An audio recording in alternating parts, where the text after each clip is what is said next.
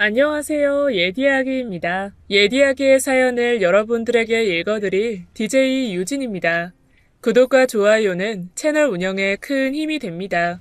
꼭 부탁드리며 저는 여러분들의 댓글도 모두 읽고 있습니다.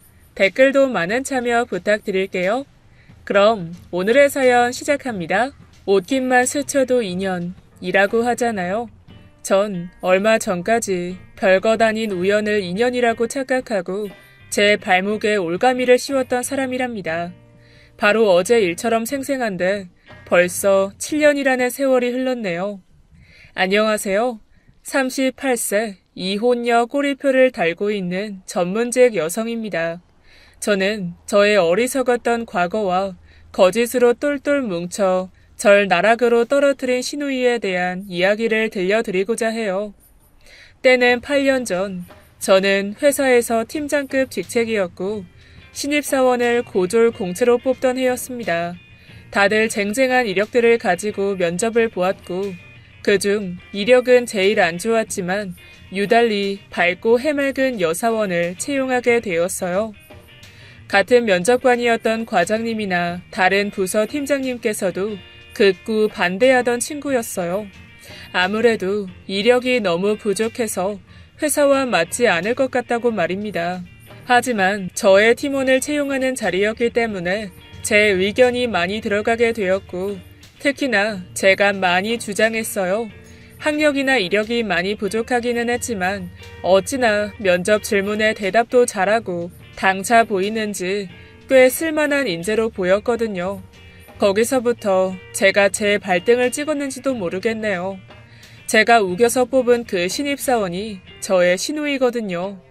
시누이는 회사에 입사하고 저에게 입안에 혀처럼 굴었습니다. 저와 같은 고등학교 출신이라며 뭐만 하면 선배님 하면서 곁에 붙어 있었어요. 저도 그게 싫지는 않았습니다. 무남 동료, 외동딸로 외롭게 자라왔고 회사가 워낙 딱딱하고 남자 직원만 워낙 많다 보니 여동생 같기도 하고 친구 같기도 하고 좋았어요.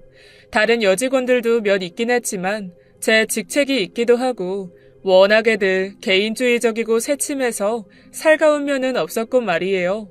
그래서 더욱 남다른 시누이가 마음에 들었습니다.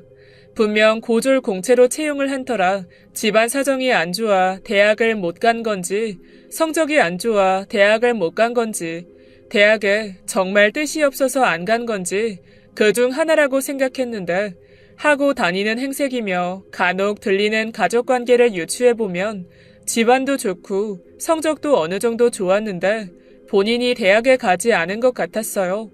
대학에 진학할 즈음 집에 큰일이 생겨서 그런 거라고 어물쩡 이야기하더라고요. 워낙 다양한 사유의 고졸 케이스들이 많다 보니 그런가 보다 했어요. 특히나 대화에서 한 번씩 흘리듯이 집안에 대한 이야기를 많이 내비쳤습니다.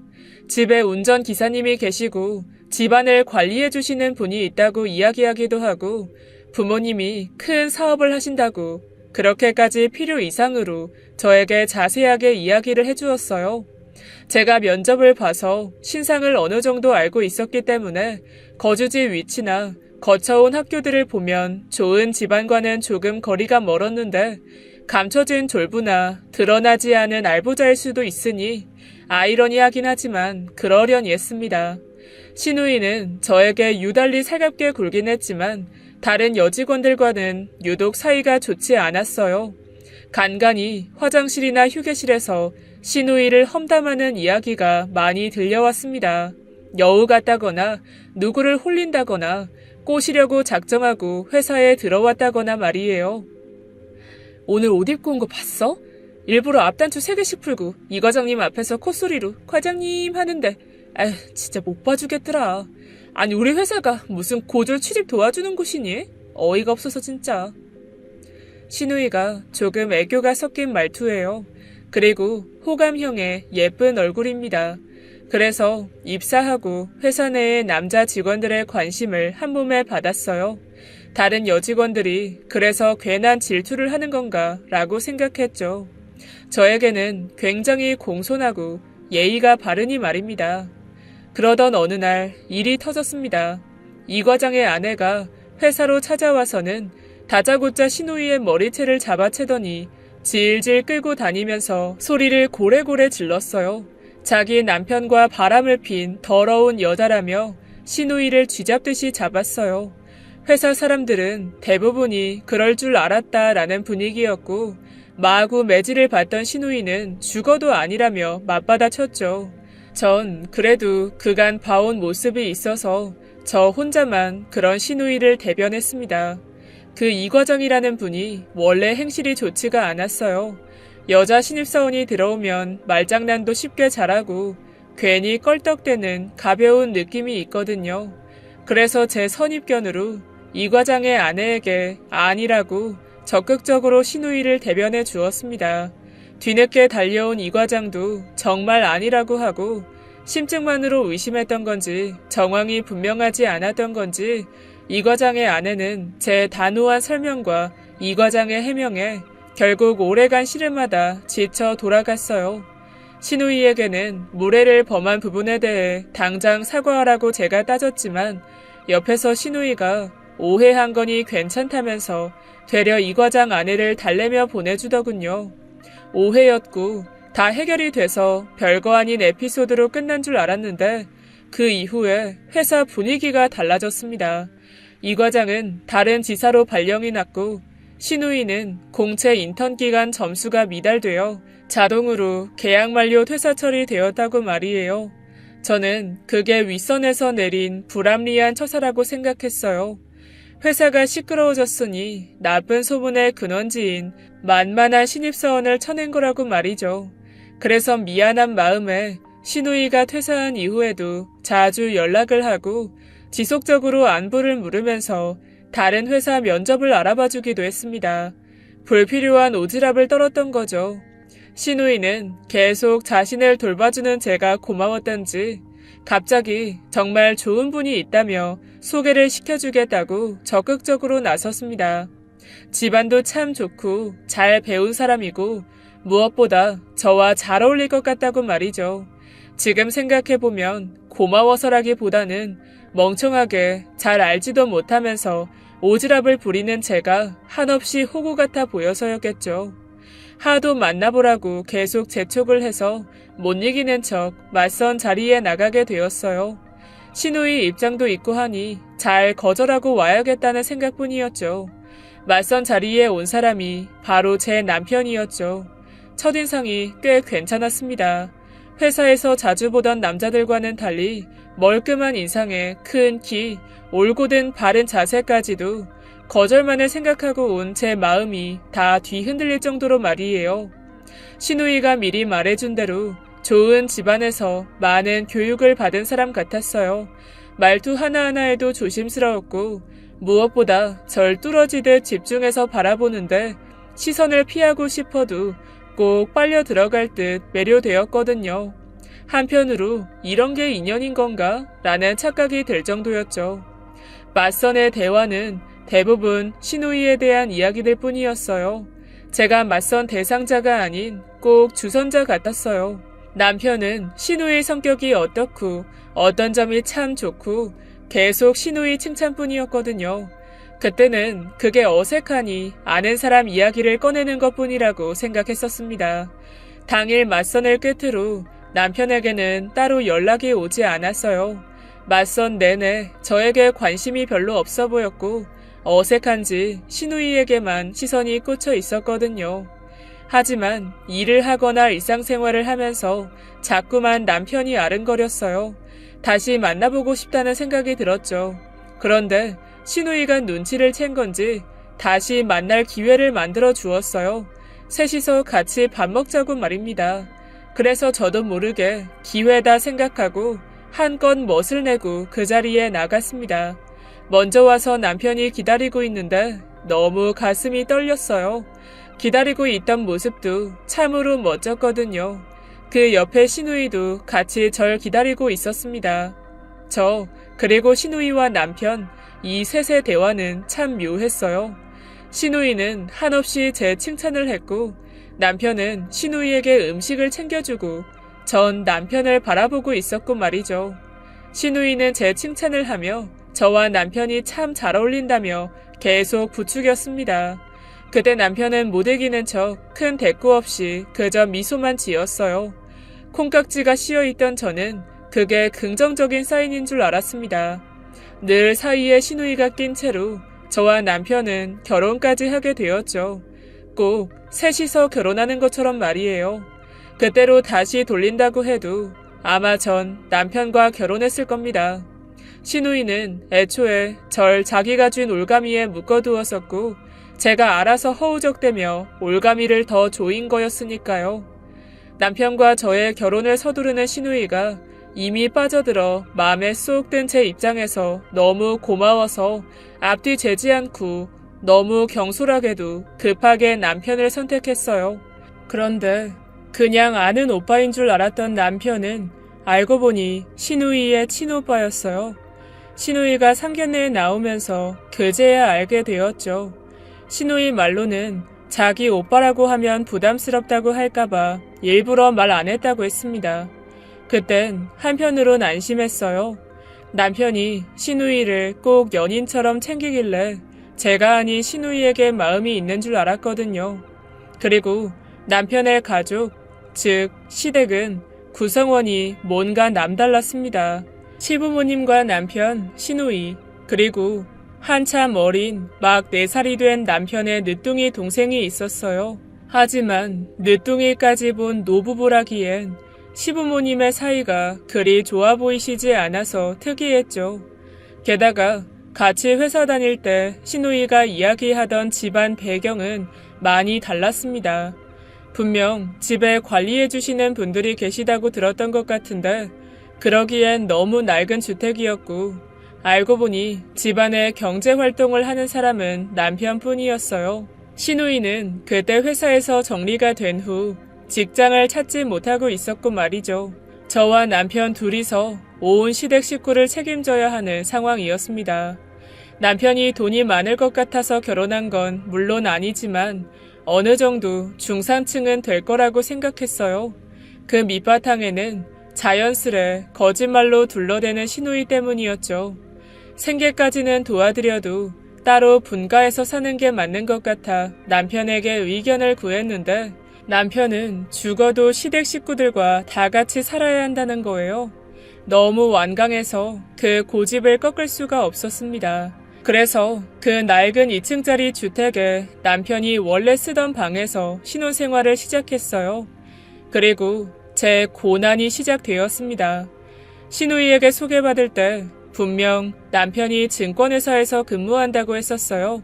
증권맨과 맞선을 본 적이 몇 번 있기도 하고 제 회사 근처가 온통 증권회사라서 당연히 남편이 펀드 매니저인 줄 알았죠. 증권사 직원이거나 말이죠. 그런데 알고 보니 증권회사에서 근무하는 시큐리티였던 거예요. 보안 경비원이라고 하죠. 아무리 직업에 귀천이 없다지만 너무 앞뒤가 안 맞았어요. 분명히 시누이의 말투는 증권맨이었고 남편도 제가 물었을 때 증권회사 내에서 일하는 사람이라고 분명히 지칭했거든요. 멀끔한 인상에 늘 정장 차림으로 증권회사로 출퇴근을 해서 전혀 알 수가 없었어요. 제가 직접 데려다 준 적도 몇 번 있었고 연애할 때 회사 앞에서 기다린 적도 있었고 말이죠. 그 사실을 알게 된 건 퇴근 후 남편 회사에 들어가는데 바로 첫 번째로 절 맞아준 게 무전기를 든 남편이었어요. 그때 알게 되었습니다. 제 회사에도 입구부터 시큐리티 직원분들이 상시 대기하시기 때문에 잘 알고 있어요. 하루 종일 여기저기 살피고 문에 서 있고 힘든 일이라는 걸요. 결정적으로 업무량에 비해 박봉이고 말이죠. 학력으로 차별을 두는 건 아니지만 남편조차도 시누이처럼 고졸이더라고요. 연봉은 저와 3배 차이가 났습니다. 물론 제가 남편보다 훨씬 많았고 말이죠. 뭔가 단단히 잘못됐음을 직감했으나 모든 게 다 제 착각과 조급했던 결정에서 온 거라고 생각하고는 받아들였습니다. 시누이의 의도된 거짓말인 줄도 모르고 말이에요. 그러던 어느 날 착각했던 남편의 배경을 다 받아들이기도 전에 더 놀라운 가족사를 알게 되었습니다. 막 퇴근하고 집 안으로 들어서는데 화장실에 계셔서 물소리 때문에 제가 들어온 걸 모르셨는지 시부모님께서 남편의 늦둥이 동생을 씻기며 대화 중이셨어요. 저도 도우려고 방으로 들어가 급히 옷을 갈아입고는 팔을 걷어붙이고 화장실로 들어서려는데 두 분의 대화가 제 발길을 막았습니다. 그래도 새아가는 모르잖아. 입 조심해. 누뚱이 동생이 아니라 시누이 자식인 거 알면 이 집안 더럽다 할 거야. 그것도 결혼도 안 한 시누이 애라는 걸 알면. 게다가 그 애가... 저도 모르게 놀라서 문을 손으로 툭 쳤고 그 소리를 들은 시부모님은 놀란 토끼 눈으로 동시에 뒤돌아 절 바라보셨습니다. 시누이 아이라고요? 저를 쳐다보시자마자 제가 묻자 당황한 시부모님께서는 어디까지 들었냐며 되려 절 추궁하셨어요. 늦둥이 도련님이 시누이 아이라는 것까지만 얼핏 들었다며 설명해 달라고 말씀드렸어요. 그랬더니 다행이라는 듯이 한숨을 한번 쉬시고는 시누이가 고등학교 졸업할 쯤 사고 쳐서 생긴 아이라고 털어놓았습니다. 앞길이 9만리인 어린 나이이니 어쩔 수 없이 동생으로 호적에 넣었다고 사정이 있어서 그런 거니 안 좋게 보지 말아달라고 하시더군요. 게다가 시누이는 시아버님이 밖에서 다른 여자 사이에서 낳아 데려온 이복 동생이었습니다. 그 얘기를 들으니 왜 시누이가 고등학교 졸업하고 대학 진학을 포기한 건지 이해가 되기도 하고 뭔가 복잡한 집안 사정에 괜히 골머리가 아파왔어요. 이 집안은 도대체가 일반적인 게 하나도 없는 거예요. 하지만 문제 있는 시누이의 행실에도 불구하고 이상하리만치 시누이와 남편의 사이는 너무나 좋았어요. 제가 외동이라 형제가 없어서 잘은 모르지만 제가 오빠라면 적어도 동생이 일찍 사고치면 더 단속 잘하라며 다그칠 듯한데 남편은 시누이가 뭘 하던지 마냥 이쁘다 하는 스타일이었거든요. 어느 날은 시누이가 술을 잔뜩 먹고 집에 들어왔는데 남편이 그런 시누이를 챙겨주는 걸 보았어요. 침대에 안아서 눕히고 속 안 좋을까봐 꿀물을 타다 올려두기도 하고 속 아파 뒤척이는 시누이를 밤새 돌보고는 해가 뜰 때쯤에야 방으로 들어오더라고요. 그런 일이 매번 자주 있었습니다. 대체 어떤 사연이 있길래 그렇게나 둘이 애잔할까 신기했어요. 시누이가 아직 짝이 없고 혼자 있어서 더 신경이 쓰이나 했죠. 하지만 짝이 생겨도 남편은 늘 해바라기처럼 시누이만을 보았습니다. 제가 회사 일이 너무 바빠지면서 업무가 너무 많아서 일찍 출근하고 늦게 퇴근하기를 반복하다가 과로로 쓰러지게 되었어요. 회사 근처 병원에서 링거를 맞고는 새로 들어온 남자 신입사원이 저를 부축해서 집까지 데려다 주었죠. 그런데 절 맞아주던 시누이의 눈빛이 변하는 걸 보았습니다. 제가 걱정돼서라기보다는 절 데려온 신입사원을 발견하고는 말이에요. 그 신입사원에게 감사 인사를 거듭하더니 명함까지 받고는 해실해실 웃는데 뭔가 안 좋은 느낌이었습니다. 저도 점점 회사 여직원들처럼 시누이가 썩 맑은 사람은 아니라는 걸 알게 되었거든요. 늦둥이 동생이 시누이 아이라는 걸 알게 된 순간부터 말이죠. 역시나 안 좋은 예감은 늘 맞아떨어지더군요. 근무하면서 그때 데려다준 신입사원과 대화를 나누다가 은근슬쩍 시누이 이야기를 꺼냈어요. 그랬더니 그날 이후로 몇 번 따로 만나고는 사귀고 있다는 겁니다. 시누이에 대한 칭찬만으로 가득 채워 저에게 이야기를 하는데 아무리 봐도 아이가 있는 건 모르는 눈치였어요. 그래서 집에서 시누이에게 물었어요. 아이가 있는 걸 숨기고 만나는 건지 말이죠. 그랬더니 저에게 사정을 했습니다. 제발 비밀로 해달라고 말이에요. 집안도 너무 좋고 괜찮은 사람이라서 놓치고 싶지 않은데 저만 입 다물어주면 어차피 자기 자식 호적도 부모님 밑으로 올라가 있으니 모를 거라고 괜찮을 거라고 말이에요. 아무리 그래도 그렇게 거짓말하고 나중에 결혼까지 가기라도 하면 그건 사기 결혼이라고 했어요. 그랬더니 그 자리에 풀썩 앉아서는 서럽게 우는 겁니다. 저한테 자기 인생 망치려고 하냐면서 말이에요. 전 당황스러웠지만 아닌 건 아니니 단호하게 말했어요. 그 신입 직원에게 사실대로 말하지 않으면 제가 직접 전하겠다고 말이죠. 그렇게 신우이랑 입씨름을 하고 있는데 남편이 들어왔어요. 울고 있는 신우이를 보더니 다짜고짜 제 뺨을 후려쳤습니다. 전 너무 황당하고 어안이 벙벙해져 있는데 보기만 해도 아까운 애를 어디 혼낼 때가 있다고 혼내.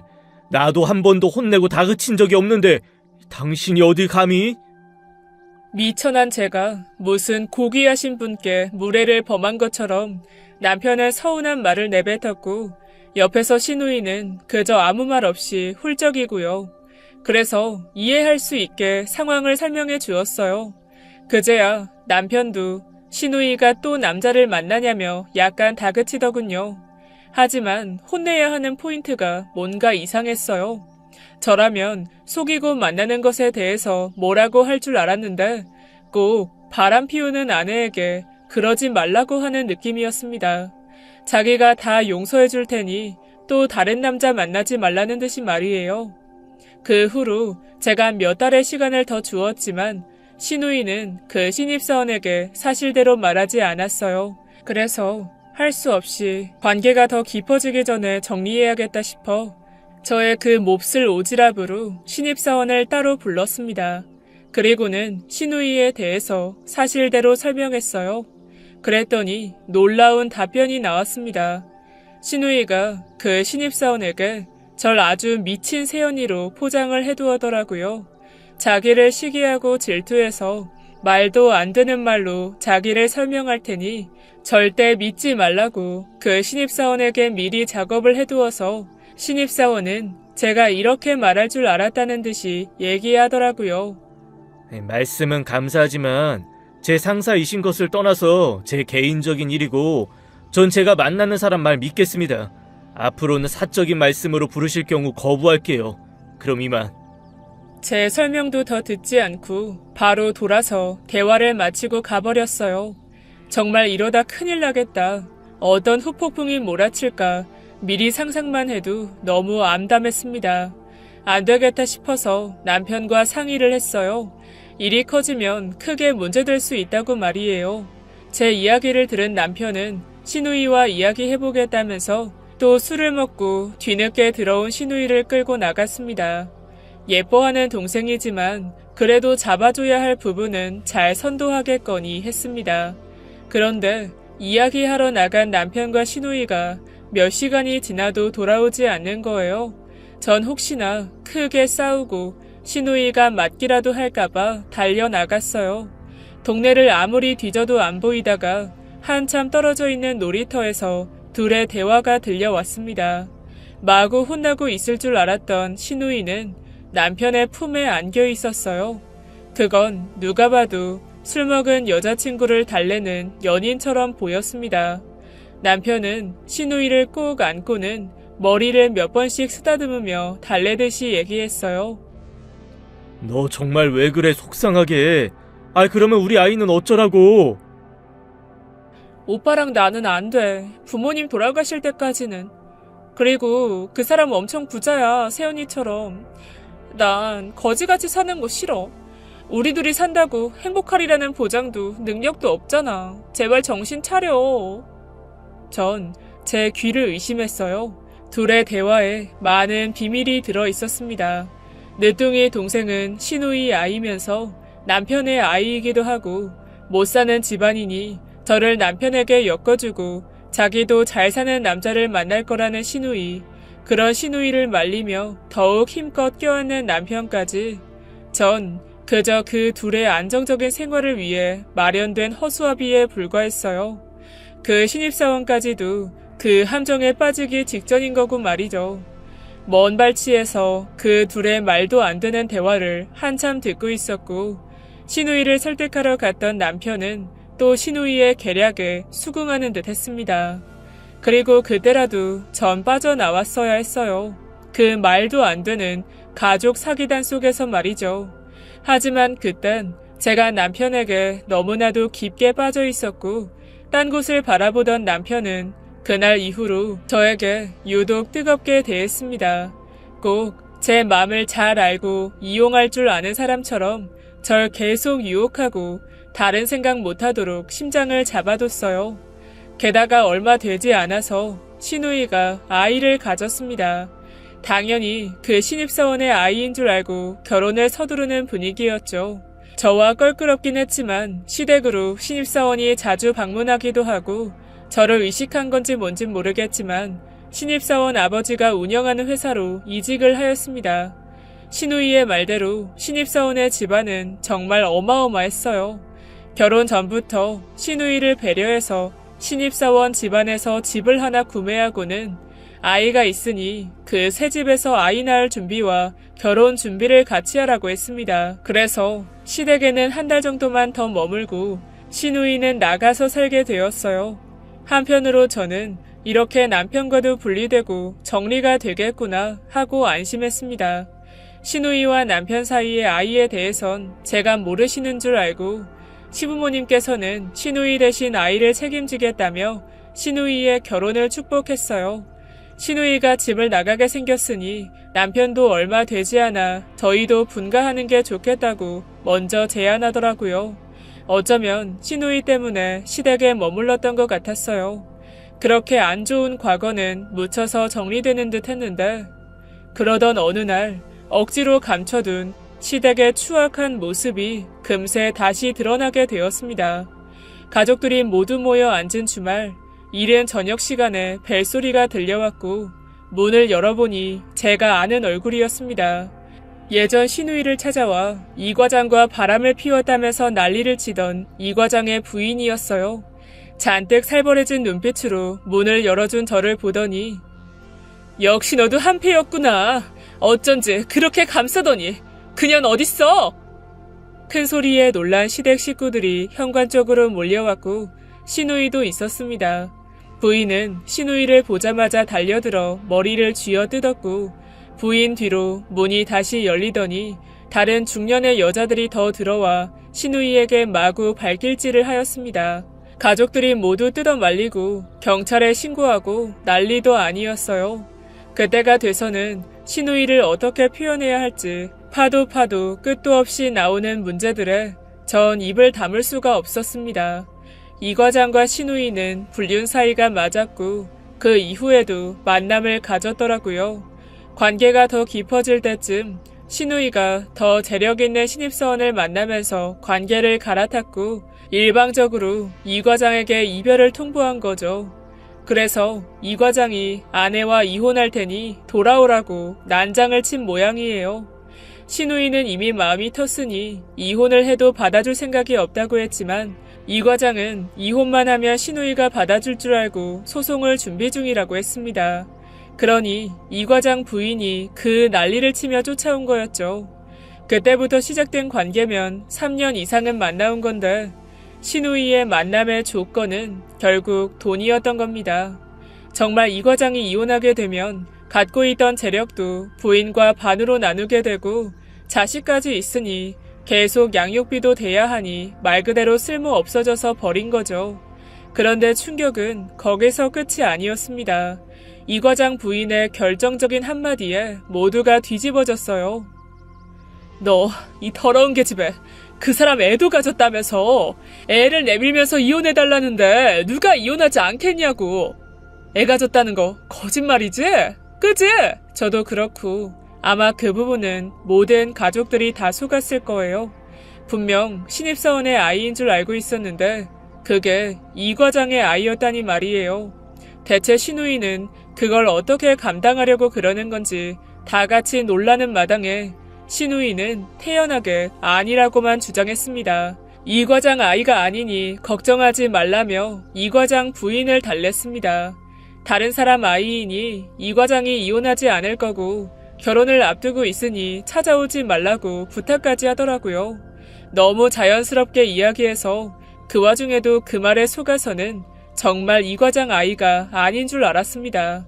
일방적으로 시누이가 맞은 부분에 대해서는 합의를 하겠다고 하고는 이 과장 부인을 돌려보내고 바로 신우이는 얼굴을 바꾸더니 다시 초조한 표정으로 돌아와서는 저와 남편, 시부모님께 남편 될 사람에게는 비밀로 해달라고 애원을 했어요. 저희도 어이가 없었지만 그 모습을 처음부터 지켜보던 경찰들도 혀를 끌끌 찼습니다. 정말 그 아이는 이 과장 아이였던 거죠. 반대로 결혼을 앞둔 신입사원에게는 아이를 가졌으니 결혼을 서두르자 하고 배경이 좋지 않은 신우이를 마음에 들어하지 않는 그쪽 집안에 아이를 빌미로 설득을 한 거였습니다. 빙 둘러서 있는 가족들을 바라보며 신우이는 무릎을 꿇고 울며불며 빌었어요.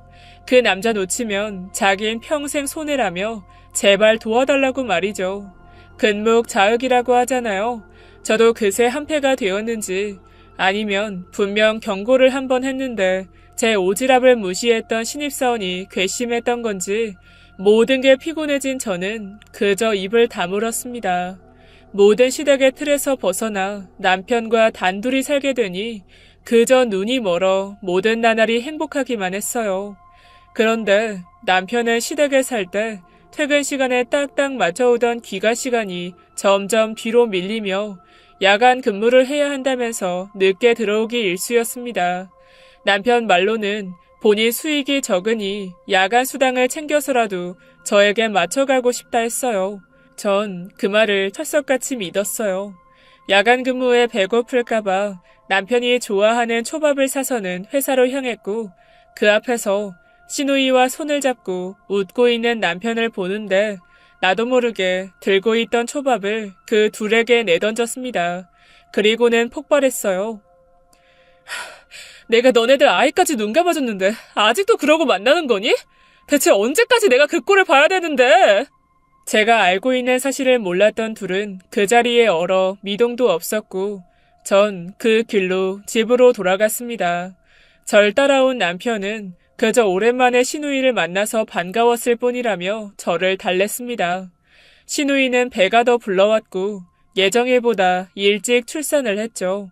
가족들이 모두 그 껄끄러운 출산을 알고 있었기에 신우이는 출산 소식을 알리지 않았습니다. 시부모님까지도 부르지 않았어요. 가족들도 신우이의 바뀐 프로필을 통해서 출산을 확인했습니다. 부잣집 며느리 되는 게 그렇게나 소원이었던 신우이는 거의 연을 끊은 듯이 지냈어요. 남편과도 더는 연락이 없는 듯 했고 시부모님도 가끔 연락을 해도 잘 받지 않는다고 했습니다. 그렇게 잠잠하게 지내던 중에 우연히 보게 된 신우이의 아기 사진에 소름이 끼쳤어요. 신우이의 아이 생김새가 시집 오고 처음 봤던 남편의 늦둥이 동생 신우이와 남편의 아이와 똑같이 생긴 거예요. 설마 했어요. 그런데 그 사진을 저만 보진 않았더라고요. 그 사진이 올라오고 며칠간 남편의 귀가가 다시 늦어졌습니다. 그리고 몇 번씩 남편이 제 손길을 거부하기도 하고 자다가 벌떡 일어나서 담배를 피우러 나가곤 했어요.